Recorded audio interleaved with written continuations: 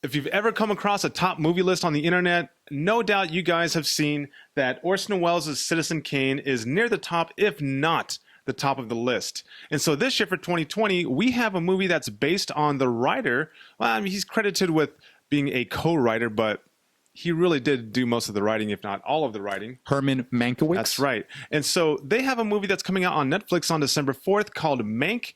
And this is a deep dive, a character study into his challenges in trying to keep himself together while he's putting this script together. That is right. And of course, the big question is, could this be this year's big Oscar contender? I think so. There's a lot of buzz surrounding Mank. And of course, with the likes of Gary Oldman playing the title role, Mankiewicz, I mean, what else can you ask for in a movie, right? We'll let you know an Al Real take right now.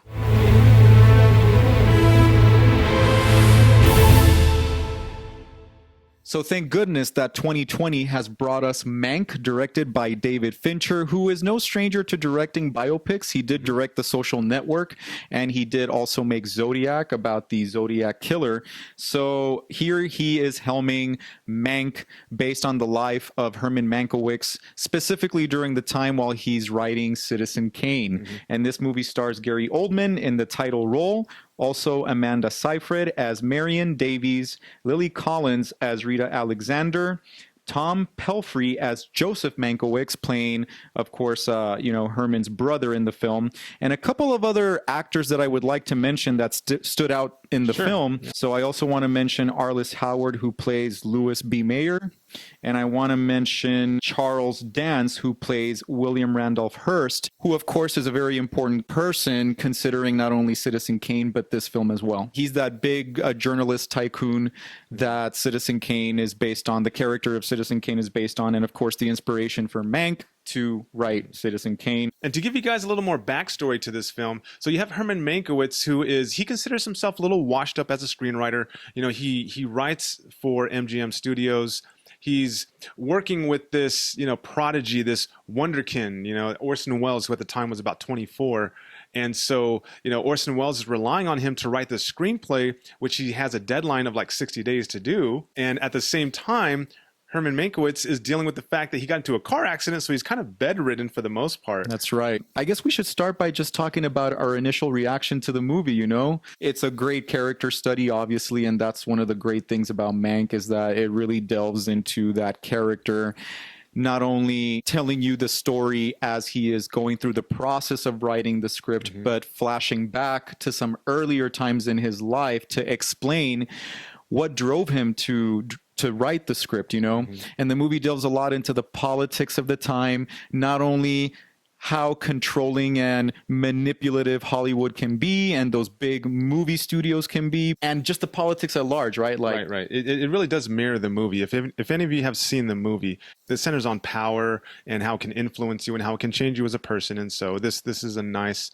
accompaniment. Right, it really is. Well, my initial reaction to this movie, I don't have quite the movie background that you have. I mean, I enjoy movies, but you currently teach film.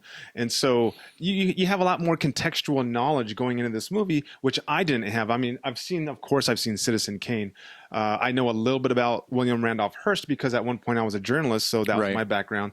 But I kind of feel like if you go into this movie, guys, without any knowledge of, Orson Welles, Citizen Kane, Herman Mankiewicz, William Randolph Hearst, and Hollywood too, and the inner workings of Hollywood and the production studios and the people involved. And if you don't have that background, I don't know if you're going to like this movie. This is a very insider movie.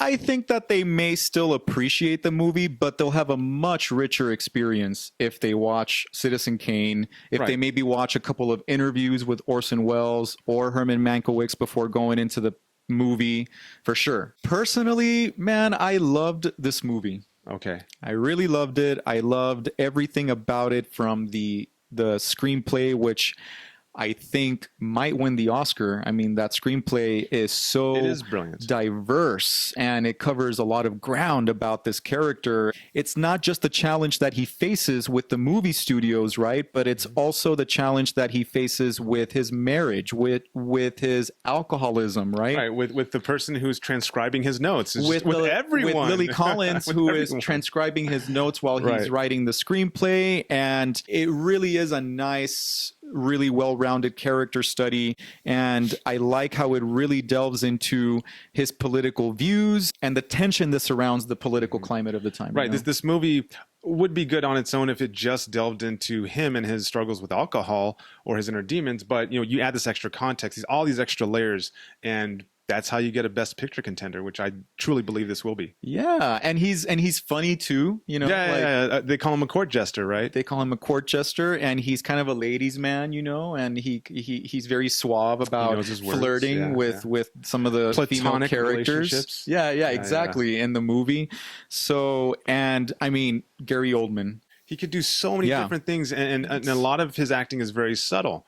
And so I appreciated him. Obviously, he carries this movie. I mean, not just because he plays the protagonist, but because he is such a dang good actor. A stellar supporting cast too. Mm-hmm. I mean, I don't think that there is a performance that goes unnoticed. Let's delve into the techniques, shall we?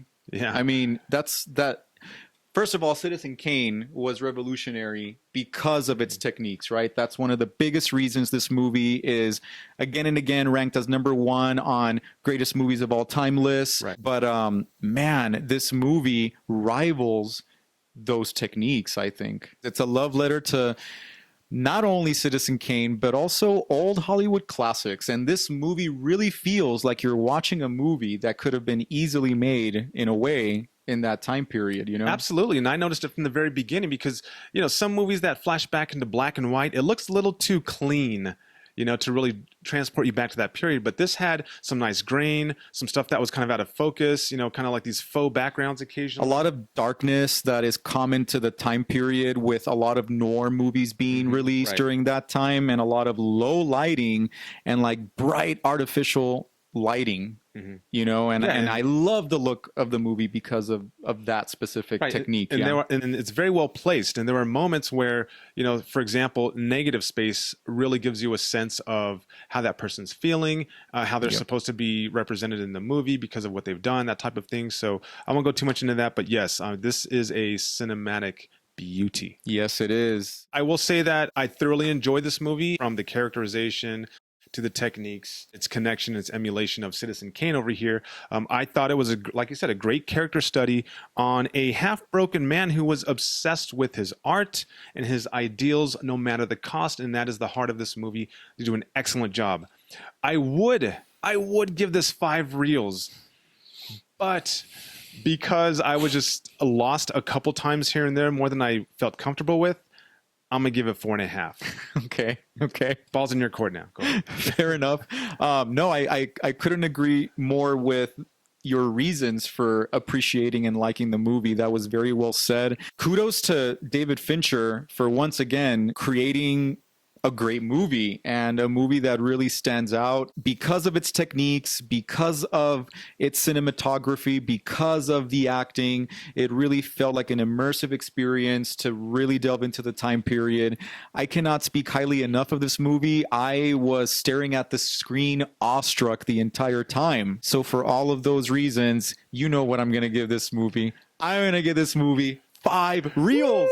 5 out of 5 out of 5. Yes. That's what we call Watch it. Instant classic. And I do think that it's going to get a lot of nominations. So let's be on the lookout for that. Okay. Please watch the rest of our videos and let us know what you think in the comments down below. Let us know if you've ever seen Citizen Kane. Let us know what you think about this movie. Let us know if you have any suggestions for us, because obviously it is 2020 and it's far and few in between the movies that we can go to the theater and watch. Don't forget also, by the way, to look us up on social media. We're on Facebook at Real Screeners and Instagram real.screeners. And don't forget to hit that subscribe bell and share button. And please join us next time for some more real takes on movies, TV shows, interviews, whatever else may come our way in 2020.